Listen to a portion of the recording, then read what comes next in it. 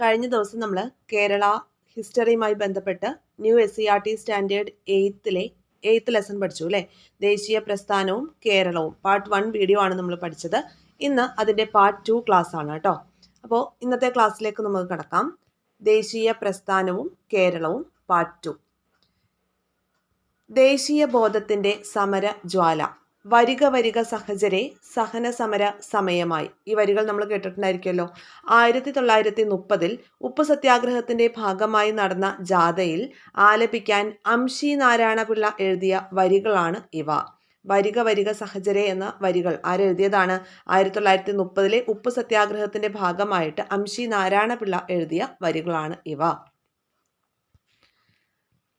സത്യാഗ്രഹികൾ ഗാനം ആലപിച്ചും മുദ്രാവാക്യം മുഴക്കിയും പയ്യന്നൂർ കടപ്പുറത്ത് ജാഥയായി നീങ്ങി.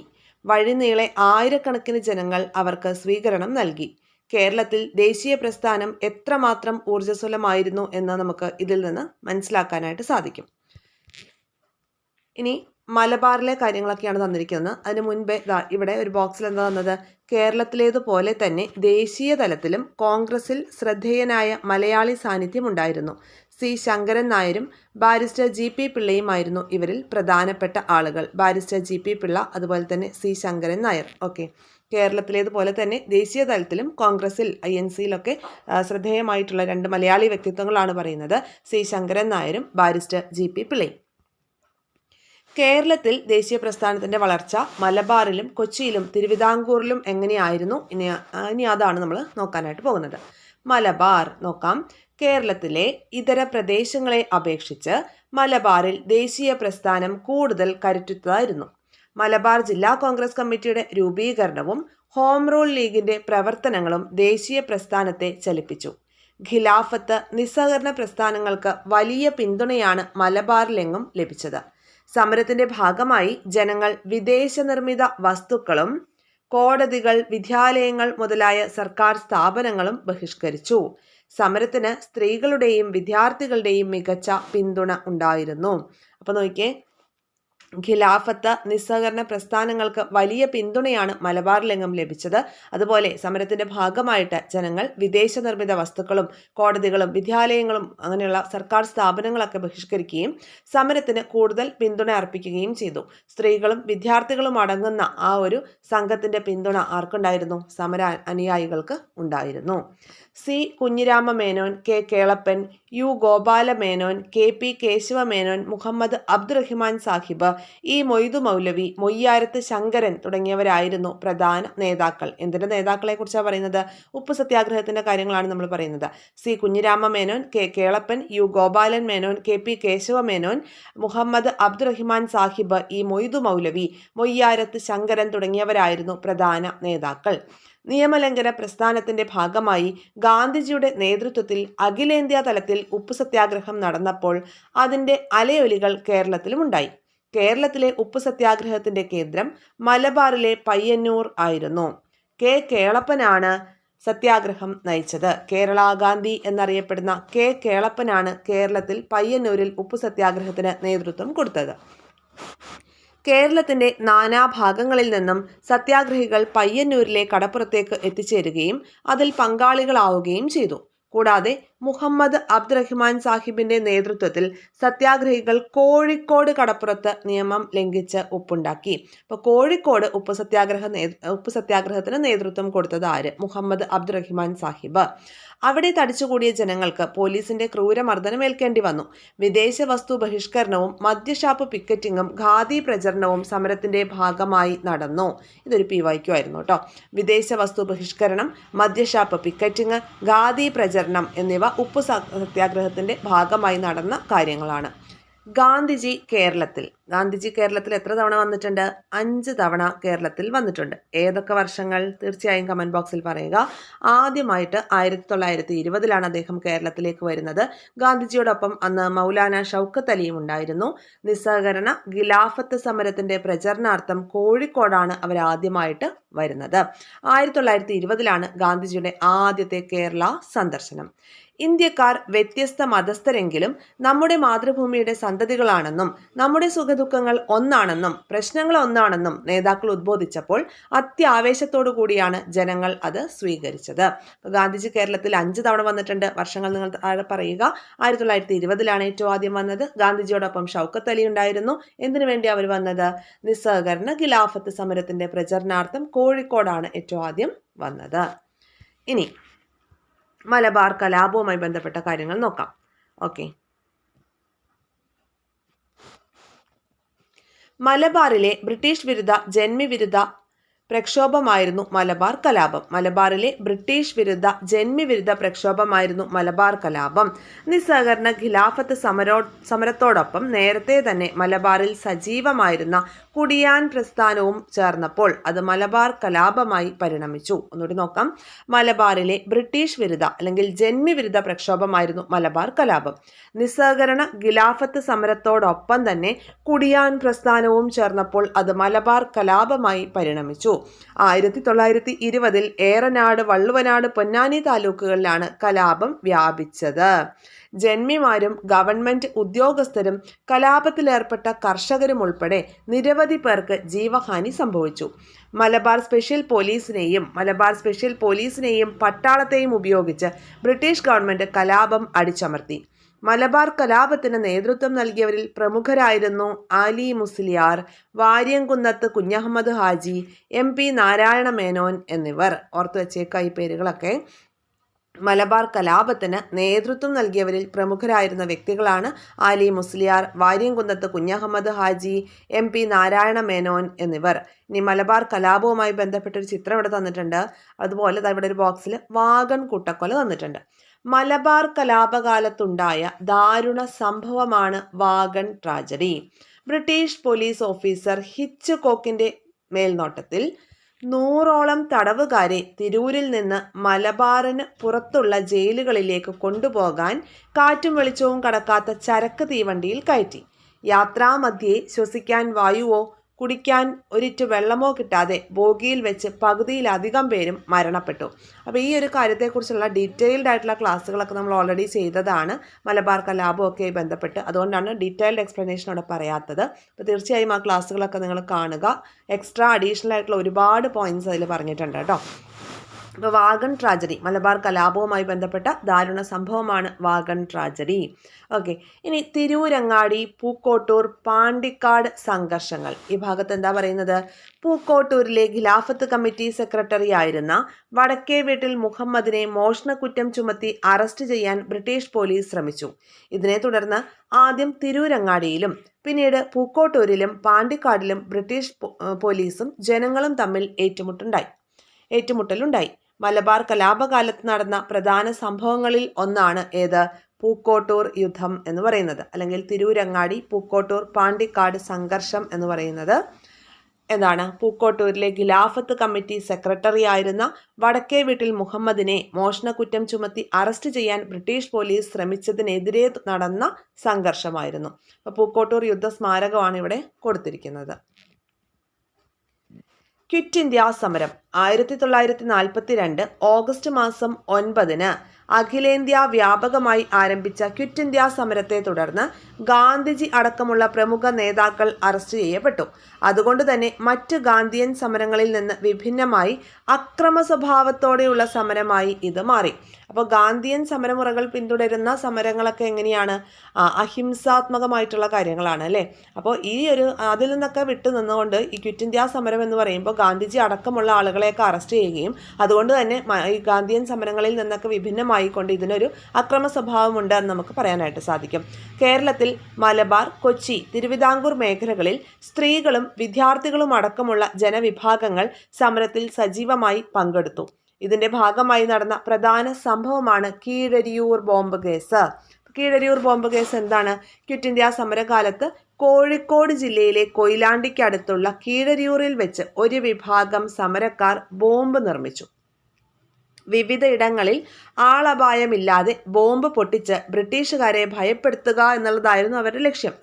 1942 നവംബർ മാസം 17 ആയിരുന്നു ബ്രിട്ടീഷുകാരെ വിറപ്പിച്ച ഇത്തരത്തിലുള്ള സ്ഫോടനങ്ങളൊക്കെ കീഴരിയൂരിൽ നടന്നത്. ഇതിന് പിന്നിൽ പ്രവർത്തിച്ച doctor KB. Menon ഉൾപ്പെടെയുള്ളവരെ British police പിടികൂടുകയും കഠിന തടവിന് ശിക്ഷിക്കപ്പെടുകയും ചെയ്തു. ഇതാണ് കീഴരിയൂർ ബോംബ് കേസ്. അപ്പോൾ എന്തിനു വേണ്ടിയിട്ടാ? ക്വിറ്റ് ഇന്ത്യ സമരകാലത്ത് കോഴിക്കോട് ജില്ലയിലെ കൊയിലാണ്ടിക്ക് അടുത്തുള്ള കീഴരിയൂരിലാണ് ഈ ഒരു സംഭവം നടക്കുന്നത്. ബ്രിട്ടീഷുകാരെ ഒന്ന് പേടിപ്പിക്കുക എന്ന ഉദ്ദേശം മാത്രമേ ഇവർക്ക് ഉണ്ടായിരുന്നുള്ളൂ. പക്ഷേ ഇതിൽ കുപിതരായിട്ടുള്ള ബ്രിട്ടീഷുകാർ എന്ത് ചെയ്തു? Doctor KB. മേനോൻ, കുഞ്ഞിരാമക്കിടാവ് അങ്ങനെയുള്ള നേതാക്കളെയൊക്കെ പിടികൂടുകയും കഠിന തടവിന് ശിക്ഷിക്കപ്പെടുകയും ചെയ്തു. 1942 നവംബർ 17 ബ്രിട്ടീഷുകാരെ വിറപ്പിച്ച ഈ സ്ഫോടനങ്ങളൊക്കെ നടന്നത്. ഇപ്പോൾ കീഴരിയൂർ ബോംബ് കേസ് 1942 എന്നാണ് നമ്മൾ റാങ്ക് ഫയലിലൊക്കെ പഠിക്കുന്നത്. അപ്പോൾ ഈ ഒരു ഡേറ്റ് കൂടി ഒന്ന് ഓർത്ത് വെച്ചേക്കാം. SCERT ന്യൂ SCERTയിലാണ് ഈ ഒരു ഡേറ്റ് ഉള്ളത്. 1942 നവംബർ മാസം 17 ഇങ്ങനെ ഒരു ബോംബ് സ്ഫോടനം നടന്നിട്ടുള്ളത് കേട്ടോ. അപ്പോൾ അതൊന്ന് ഓർത്ത് വയ്ക്കുക. ഇനി കൊച്ചിയിലെ കാര്യങ്ങൾ നോക്കാം. രാജവാഴ്ച നിലനിന്നിരുന്ന കൊച്ചിയിൽ ബ്രിട്ടീഷ് പരമാധികാരം സ്ഥാപിക്കപ്പെട്ടത് മുതൽ അതിനെതിരെ ജനകീയ പ്രക്ഷോഭങ്ങളും ഉണ്ടായിട്ടുണ്ട്. സദ്ഭരണം സ്ഥാപിക്കുക എന്നതായിരുന്നു ആദ്യകാല പ്രക്ഷോഭങ്ങളുടെ ലക്ഷ്യം. പിന്നീട് രാഷ്ട്രീയ അവകാശങ്ങൾ നേടിയെടുക്കാൻ വേണ്ടി സമരങ്ങൾ ആരംഭിച്ചു. ഇലക്ട്രിസിറ്റി സമരമാണ് ഈ ഭാഗത്ത് നമ്മൾ പ്രധാനമായിട്ടും പഠിക്കേണ്ടത്. അപ്പോൾ കൊച്ചിയിലെ സമരങ്ങളുമായി ബന്ധപ്പെട്ട് പറയുമ്പോൾ ഏറ്റവും ഇമ്പോർട്ടൻസ് കൊടുത്ത് പഠിക്കേണ്ടത് ഇലക്ട്രിസിറ്റി സമരമാണ്. തൃശ്ശൂരിലെ വൈദ്യുതി വിതരണ ചുമതല ഒരു സ്വകാര്യ കമ്പനിയെ ഏൽപ്പിക്കാൻ കൊച്ചിയിലെ ദിവാനായ RK ഷൺമുഖം ചെട്ടി തീരുമാനിച്ചു. ഇതിനെതിരെ 1936 ജനകീയ പ്രക്ഷോഭമുണ്ടായി. സമരത്തെ ഗവൺമെന്റ് അടിച്ചമർത്തിയെങ്കിലും ജനങ്ങളെ പ്രക്ഷോഭ രംഗത്തിറക്കാൻ ഈ സമരം സഹായകമായി. ഇത്ര കാര്യങ്ങൾ മാത്രമാണ് ഇലക്ട്രിസിറ്റി സമരവുമായി ബന്ധപ്പെട്ട് ഈ ഭാഗത്ത് പറഞ്ഞിട്ടുള്ളൂ. നമ്മുടെ ക്ലാസ്സുകൾ നിങ്ങൾ കാണുക. ആ ഭാഗത്ത് നമ്മൾ ഡീറ്റെയിൽ ആയിട്ട് ഇതിൻ്റെ എല്ലാ ചരിത്രവും പറഞ്ഞിട്ടുണ്ട്. ഓക്കെ, അപ്പോൾ അവിടെ അത്രയും എക്സ്ട്രാ പോയിന്റ്സ് ചേർത്ത് ക്ലാസ് എടുത്തുകൊണ്ടാണ് ഇവിടെ ജസ്റ്റ് നമ്മൾ ഈ ഒരു ടെക്സ്റ്റ് ഒന്ന് കവർ ചെയ്ത് പോകുന്നത് കേട്ടോ. ഇനി കൊച്ചി രാജ്യ പ്രജാമണ്ഡലം. കൊച്ചി രാജ്യ പ്രജാമണ്ഡലത്തിൻ്റെ ലക്ഷ്യം എന്താണ്? ഉത്തരവാദ ഭരണം നേടുക എന്ന ലക്ഷ്യത്തോടു കൂടി 1941 കൊച്ചി രാജ്യ പ്രജാമണ്ഡലം എന്ന പേരിൽ ഒരു സംഘടന രൂപീകൃതമായി. ഇക്കണ്ട വാര്യർ, പനമ്പിള്ളി ഗോവിന്ദമേനോൻ, VR കൃഷ്ണൻ എഴുത്തച്ഛൻ എന്നിവർ പ്രജാമണ്ഡലത്തിന്റെ പ്രവർത്തനങ്ങൾക്ക് നേതൃത്വം നൽകി. പേരുകളൊക്കെ നോട്ട് ചെയ്ത് വെച്ചേക്കണം. ഇക്കണ്ട വാര്യർ, പനമ്പിള്ളി ഗോവിന്ദമേനോൻ, VR കൃഷ്ണൻ എഴുത്തച്ഛൻ എന്നിവർ ഈ കൊച്ചി രാജ്യ പ്രജാമണ്ഡലത്തിന്റെ പ്രവർത്തനങ്ങൾക്ക് നേതൃത്വം നൽകി. ഉത്തരവാദ ഭരണം ലഭിക്കുന്നതിന് വേണ്ടി ദേശവ്യാപകമായി സമരം നടത്താൻ തീരുമാനിക്കുകയും 1946 ജൂലൈ മാസം 29 ഉത്തരവാദ ഭരണ ദിനമായി ആചരിക്കുകയും ഉണ്ടായി. പിൽക്കാലത്ത് പ്രജാമണ്ഡലം ഇന്ത്യൻ നാഷണൽ കോൺഗ്രസിൽ ലയിച്ചു. ഇക്കണ്ട വാര്യർ പ്രധാനമന്ത്രിയായി കൊച്ചിയിൽ ആദ്യത്തെ കോൺഗ്രസ് മന്ത്രിസഭ അധികാരമേൽക്കുകയും ചെയ്തു. 1946 ജൂലൈ മാസം 29 ഉത്തരവാദ ഭരണദിനമായി ആചരിച്ചു അല്ലെ. പിന്നീട് ഈ കൊച്ചി രാജ്യ പ്രജാമണ്ഡലം INCയിൽ ലയിക്കുകയാണ് ചെയ്തത്. ഇക്കണ്ട വാര്യർ പ്രധാനമന്ത്രിയായിട്ട് കൊച്ചിയിൽ ആദ്യത്തെ കോൺഗ്രസ് മന്ത്രിസഭ അധികാരമേൽക്കുകയും ചെയ്തു. ഇനി തിരുവിതാംകൂറിലെ കാര്യങ്ങളിലേക്ക് വരുമ്പോൾ മലയാളി മെമ്മോറിയലും ഈഴവ മെമ്മോറിയലും ഒരു കമ്പാരിസൺ ആയിട്ടാണ് നമുക്കവിടെ തന്നിരിക്കുന്നത്. നല്ല ഈസി ആയിട്ട് നമുക്കത് പഠിക്കാൻ പറ്റും. നോക്കാം. മലയാളി മെമ്മോറിയൽ. തിരുവിതാംകൂറിലെ സർക്കാർ ജോലികളിൽ തിരുവിതാംകൂറുകാർക്ക് മതിയായ പ്രാതിനിധ്യം വേണമെന്ന് പറഞ്ഞുകൊണ്ട് 1891 ജനുവരി മാസം 1 ഈ ഒരു നിവേദനം സമർപ്പിക്കുന്നത്, മഹാരാജാവിന് സമർപ്പിക്കുന്നത്. അതിന് നേതൃത്വം കൊടുത്തത് GP പിള്ളയായിരുന്നു. അപ്പോൾ 1891 ജനുവരി മാസം 1 തിരുവിതാംകൂറുകാർക്ക് എന്നൊരു മുദ്രാവാക്യത്തോടു കൂടിയിട്ട് മലയാളി മെമ്മോറിയൽ മഹാരാജാവിന് സമർപ്പിച്ചു. അതിന് നേതൃത്വം കൊടുത്ത വ്യക്തി GP പിള്ളയാണ്. ഓക്കെ, ഇനി ഈഴവ മെമ്മോറിയലിലേക്ക് വരുമ്പോൾ സർക്കാർ സർവീസിൽ ഈഴവ സമുദായത്തിന് മതിയായ പ്രാതിനിധ്യം നൽകണമെന്ന ആവശ്യവുമായി ബന്ധപ്പെട്ട് 1896 സെപ്റ്റംബർ മാസം 3 ഈഴവ സമുദായ അംഗങ്ങൾ ഒപ്പിട്ട നിവേദനം മഹാരാജാവിന് സമർപ്പിച്ചു. ആരുടെ നേതൃത്വത്തിൽ? Doctor P. പൽപ്പുവിൻ്റെ നേതൃത്വത്തിൽ. ഇപ്പോൾ ഈ 3 പോയിന്റ്സ് മാത്രമാണ് SCERTയിലുള്ളൂ കേട്ടോ. നോക്കിയേ, നമ്മളുടെ ക്ലാസ് കാണുക, തീർച്ചയായും നിങ്ങൾ കാണണം. അതിന് വേണ്ടിയിട്ടാണ് ഞാൻ വീണ്ടും റിപ്പീറ്റ് ചെയ്ത് പറയുന്നത്. ഒരുപാട് അഡീഷണൽ പോയിന്റ്സ് ഇൻക്ലൂഡ് ചെയ്തിട്ടാണ് ആ ക്ലാസ്സുകളൊക്കെ ചെയ്തിരിക്കുന്നത് കേട്ടോ. മലയാളി മെമ്മോറിയലിൻ്റെ വർഷം 1891 ജനുവരി മാസം 1-ാം തീയതി. ഈഴവ മെമ്മോറിയൽ ആണെങ്കിൽ 1896 സെപ്റ്റംബർ മാസം 3-ാം തീയതി. മലയാളി മെമ്മോറിയൽ ഇമ്പോർട്ടൻസ് കൊടുത്തത് തിരുവിതാംകൂറുകാർക്ക് മതിയായ പ്രാതിനിധ്യം ലഭിക്കാനാണെങ്കിൽ ഈഴവ മെമ്മോറിയൽ എന്തിനു വേണ്ടിയിട്ടാണ്? ഈഴവ സമുദായത്തിന് മതിയായ പ്രാതിനിധ്യം നൽകണമെന്ന ആവശ്യം മുന്നിൽ കണ്ടുകൊണ്ടാണ്. മലയാളി മെമ്മോറിയലിന് നേതൃത്വം കൊടുത്തത് GP പിള്ളയാണെങ്കിൽ ഈഴവ മെമ്മോറിയലിന് നേതൃത്വം കൊടുത്തത് ഡോക്ടർ P പൽപ്പുവാണ്. ഇനി നിവർത്തന പ്രക്ഷോഭം അല്ലെങ്കിൽ അബ്സ്റ്റൻഷൻ മൂവ്മെന്റ് നോക്കാം.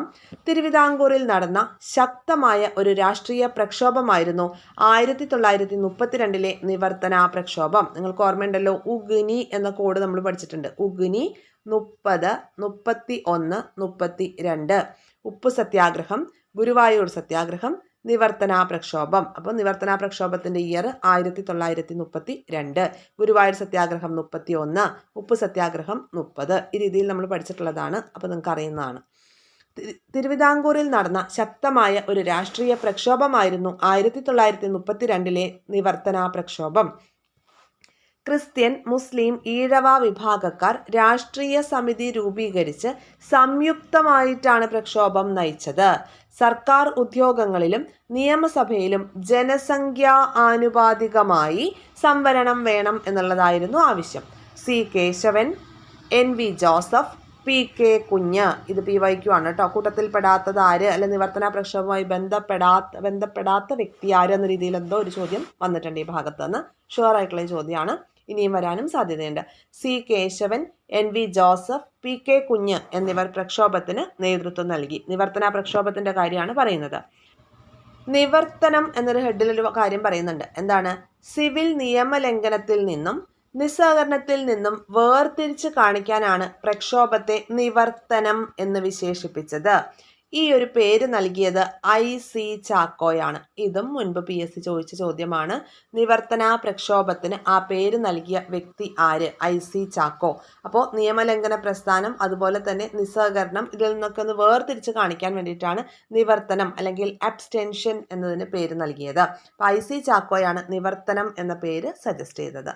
തിരുവിതാംകൂറിൽ ഉത്തരവാദ ഭരണത്തിന് വേണ്ടിയുള്ള പ്രവർത്തനങ്ങൾ നടന്നത് തിരുവിതാംകൂർ സ്റ്റേറ്റ് കോൺഗ്രസിന്റെ ആഭിമുഖ്യത്തിലായിരുന്നു. പട്ടം താണുപിള്ളയായിരുന്നു തിരുവിതാംകൂർ സ്റ്റേറ്റ് കോൺഗ്രസിന്റെ ആദ്യത്തെ പ്രസിഡന്റ്. നിവേദനങ്ങളിലൂടെയും പ്രത്യക്ഷ സമരപരിപാടികളിലൂടെയും ഇവർ പ്രക്ഷോഭ പ്രവർത്തനങ്ങൾക്ക് ആസൂത്രണം ചെയ്തു. അപ്പോൾ തിരുവിതാംകൂറിൽ ഉത്തരവാദ ഭരണത്തിന് വേണ്ടി പ്രവർത്തനങ്ങൾ നടന്നത് തിരുവിതാംകൂർ സ്റ്റേറ്റ് കോൺഗ്രസിന്റെ ആഭിമുഖ്യത്തിലായിരുന്നു. അതിന്റെ ഇമ്പോർട്ടൻ്റ് ആയിട്ടുള്ള ലീഡറാണ് അല്ലെങ്കിൽ ആദ്യ പ്രസിഡന്റ് ആണ് ആര്? പട്ടം താണുപിള്ള. തിരുവിതാംകൂർ സ്റ്റേറ്റ് കോൺഗ്രസിന്റെ ആദ്യത്തെ പ്രസിഡന്റ് പട്ടം താണുപിള്ള.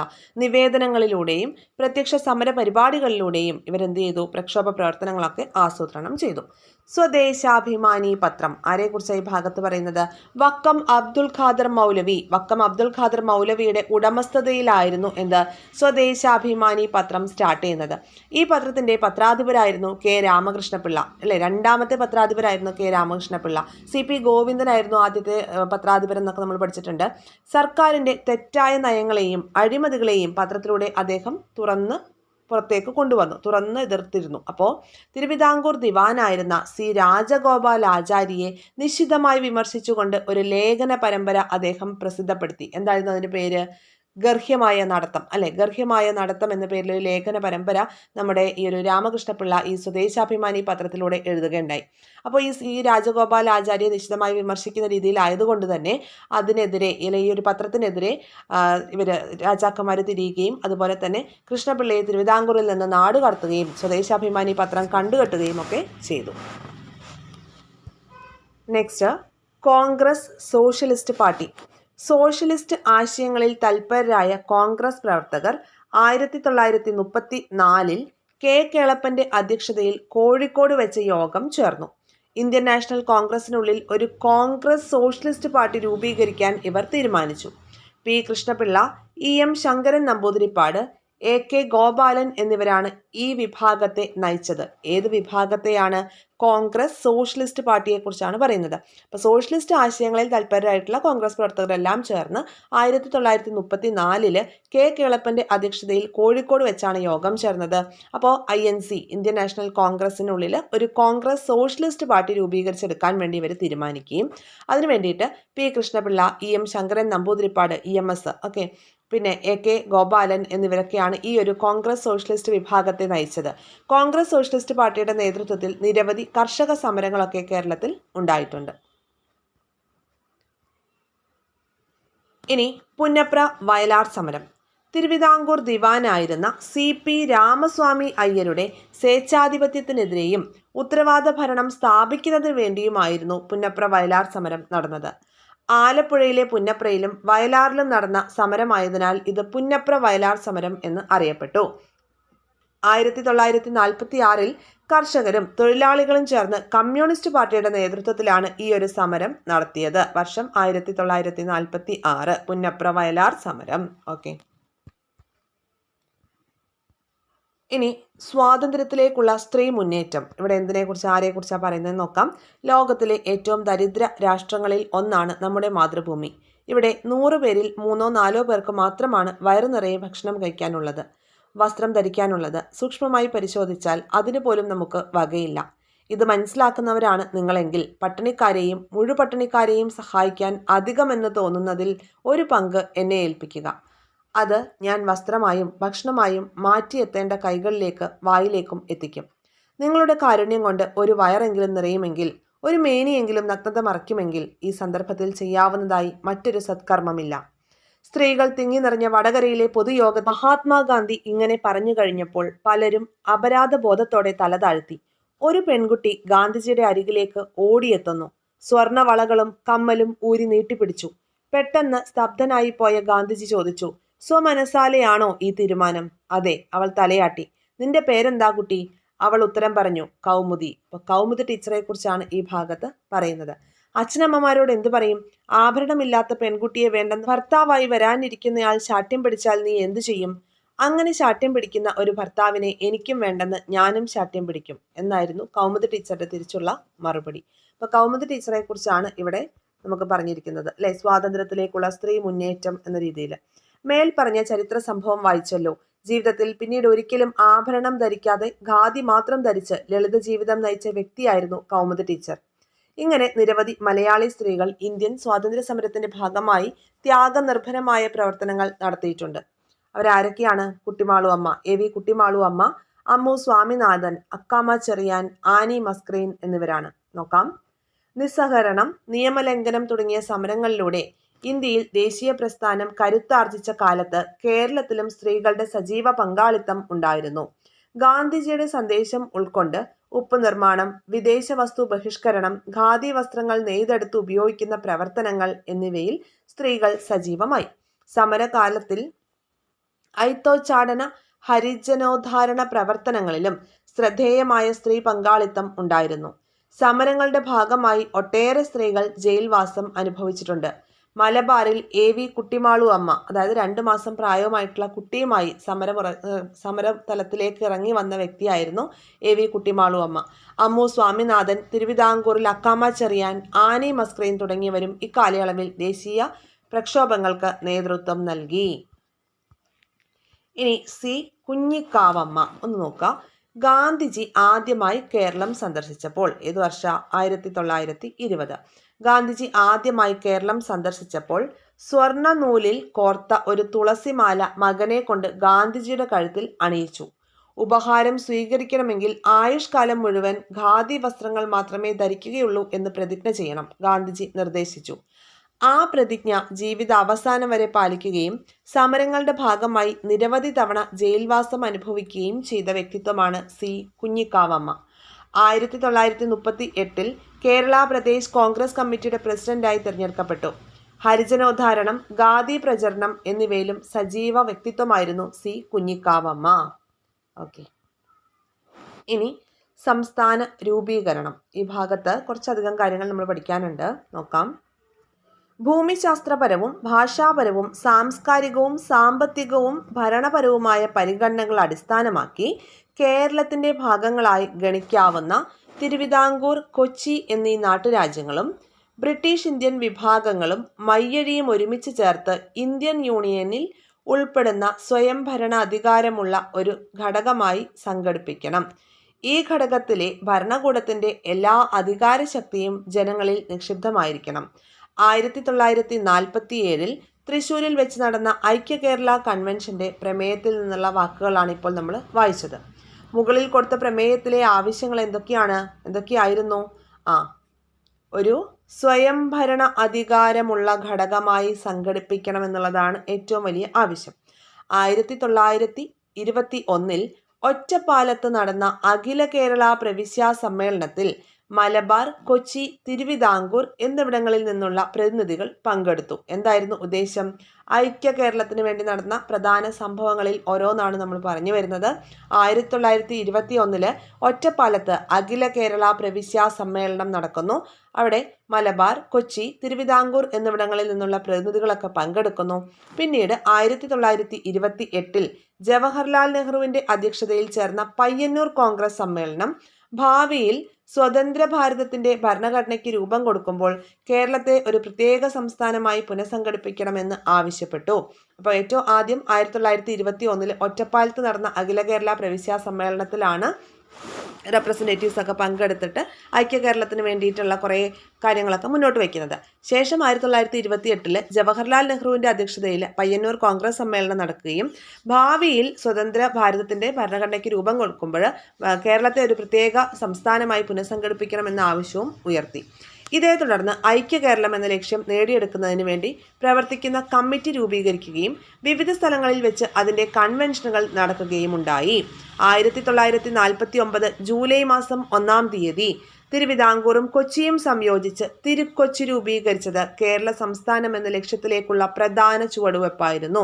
അപ്പോൾ എന്നാണ് തിരുക്കൊച്ചി സംയോജനം? 1949 ജൂലൈ മാസം 1-ാം തീയതിയാണ് തിരുക്കൊച്ചി സംയോജനം ഉണ്ടായത്. ഒരു അഡീഷണൽ ഇൻഫർമേഷൻ കൊടുത്തിട്ടുണ്ട്. കൊതിക്കല്ല് അതെന്താ സംഭവം? കൊച്ചി, തിരുവിതാംകൂർ നാട്ടുരാജ്യങ്ങളുടെ അതിർത്തിയിൽ സ്ഥാപിക്കപ്പെട്ടിരുന്ന കല്ലുകൾ കണ്ടോ? ഈ കല്ല് കണ്ടോ? അപ്പോൾ ഈ കല്ലുകളെയാണ് കൊതിക്കല്ലുകൾ എന്ന് പറയുന്നത്. അതായത് കൊച്ചി, തിരുവിതാംകൂർ സംയോജിച്ച് തിരുക്കൊച്ചി ഉണ്ടായല്ലോ. അപ്പോൾ ആ ഒരു ബോർഡറിൽ സ്ഥാപിച്ച കല്ലുകളാണ്, കൊച്ചിയുടെയും തിരുവിതാംകൂർ നാട്ടുരാജ്യങ്ങളുടെയും അതിർത്തിയിൽ സ്ഥാപിച്ച കല്ലുകളാണ് കൊതിക്കല്ല്. എന്ന് ഉദ്ദേശിച്ചാൽ കോ എന്നത് കൊച്ചിയെയും തീ എന്നത് തിരുവിതാംകൂറിനെയും സൂചിപ്പിക്കുന്നു. അങ്ങനെയാണ് ഇത് കൊതിക്കല്ല് എന്ന പേര് വന്നതത്രേ. അപ്പോൾ നോക്കാം. സ്വാതന്ത്ര്യാനന്തരം ഇന്ത്യയിൽ ഭാഷാടിസ്ഥാനത്തിൽ സംസ്ഥാനങ്ങൾ പുനഃസംഘടിപ്പിക്കുന്നതിനായിട്ടുള്ള ഫസൽ അലി കമ്മീഷൻ ഇമ്പോർട്ടൻ്റ് ആണ്. PSCക്ക് തന്നെ അറിയില്ല എത്ര ആവർത്തി ഇത് ചോദിച്ചു എന്നുള്ളത്. അപ്പോൾ ഫസൽ അലി കമ്മീഷൻ എന്തിനു വേണ്ടിയിട്ടാണ്? സ്വാതന്ത്ര്യാനന്തരം ഇന്ത്യയിൽ ഭാഷാടിസ്ഥാനത്തിൽ സംസ്ഥാനങ്ങൾ പുനഃസംഘടിപ്പിക്കുന്നതിന് വേണ്ടിയിട്ട് വന്നിട്ടുള്ള കമ്മീഷനാണ് ഫസൽ അലി കമ്മീഷൻ. കമ്മീഷന്റെ ശുപാർശ പ്രകാരം മലബാറിനെയും തിരുക്കൊച്ചിയെയും സംയോജിപ്പിച്ചുകൊണ്ട് 1956 നവംബർ 1 കേരള സംസ്ഥാനം നിലവിൽ വന്നു. തിരുവിതാംകൂറിന്റെ ഭാഗമായിരുന്ന തോവാള, അഗസ്തീശ്വരം, കൽക്കുളം, വിളവൻകോട് എന്നീ താലൂക്കുകൾ മദ്രാശി സംസ്ഥാനത്തോട്, അതായത് ഇന്നത്തെ തമിഴ്നാടിനോട് കൂടി ചേർത്തു. തെക്കൻ കർണാടകത്തിന്റെ ഭാഗമായിരുന്ന കാസർഗോഡ് താലൂക്ക് കേരളത്തിലോടും ചേർക്കപ്പെട്ടു. 1957 ഫെബ്രുവരി, മാർച്ച് മാസങ്ങളിൽ പൊതു തെരഞ്ഞെടുപ്പ് നടക്കുകയും ഏപ്രിൽ 5-ന് EMS നമ്പൂതിരിപ്പാടിന്റെ നേതൃത്വത്തിലുള്ള ആദ്യ മന്ത്രിസഭ കേരളത്തിൽ അധികാരമേൽക്കുകയും ചെയ്തു. ഓക്കെ, അപ്പോൾ ഇതോട് കൂടിയിട്ട് ഈ ഒരു ചാപ്റ്റർ, കേരളത്തിൽ ആദ്യത്തെ മന്ത്രിസഭ അധികാരത്തിൽ വന്നു എന്നുള്ളൊരു പോയിന്റോട് കൂടിയിട്ട് ഈ ഒരു ചാപ്റ്റർ അവസാനിക്കുകയാണ്. അപ്പോൾ ഏറ്റവും ഇമ്പോർട്ടൻ്റ് ആയിട്ട് കേരള ഹിസ്റ്ററിയിൽ നമ്മൾ പഠിച്ചു വെക്കേണ്ട ഒരു ചാപ്റ്ററാണിത്. തീർച്ചയായിട്ടും നിങ്ങളുടെ കയ്യിൽ മെറ്റീരിയൽസ് ഇല്ലാന്നുണ്ടെങ്കിൽ നോട്ട് എഴുതി തന്നെ പഠിക്കുക. ക്ലാസ്സുകളൊക്കെ നിങ്ങൾക്ക് യൂസ്ഫുൾ ആവുന്നുണ്ടെങ്കിൽ തീർച്ചയായും ചാനൽ സബ്സ്ക്രൈബ് ചെയ്ത് സപ്പോർട്ട് ചെയ്യുക. ബെൽ ഐക്കൺ കൂടി എനേബിൾ ചെയ്ത് വെക്കുക കേട്ടോ.